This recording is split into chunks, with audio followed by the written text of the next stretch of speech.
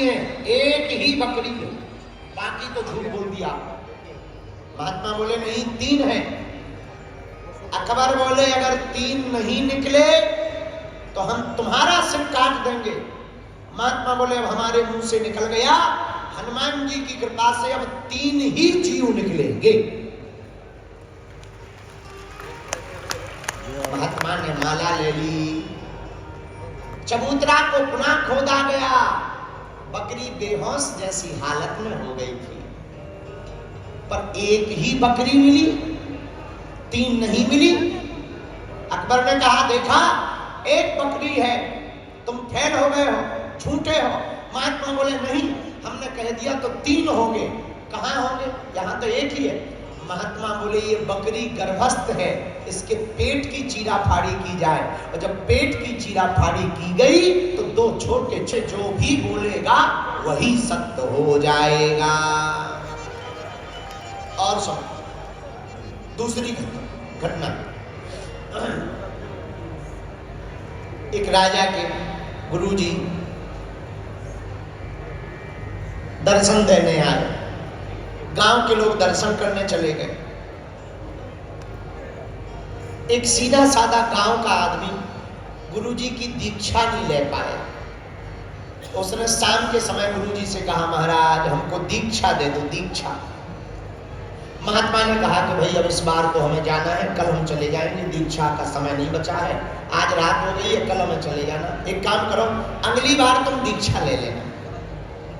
वो बोला महाराज अगली बार तक जिंदा रहे ना रहे, आप महात्मा आदमी अभी कृपा कर लो। महात्मा ने डांट के भगा दिया, नहीं नहीं नहीं अभी नहीं हो सकता, अगली बार।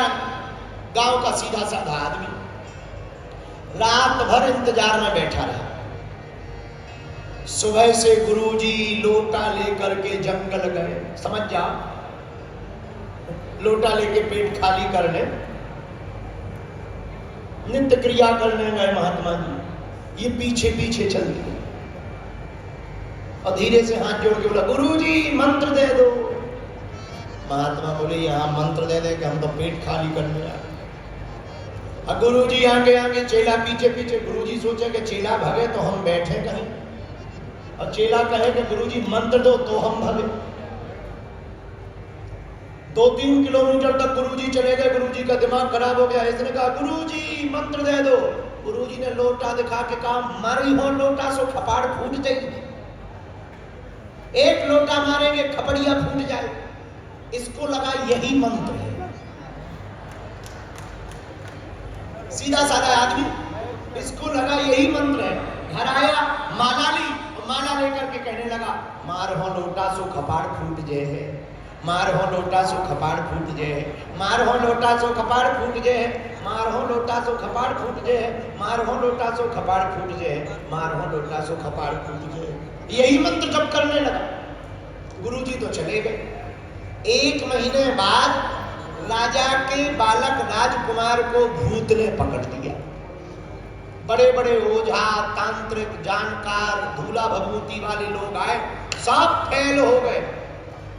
इसने सुना कि राजा के बेटे को भूत ने पकड़ लिया और कोई ठीक नहीं कर पा रहा।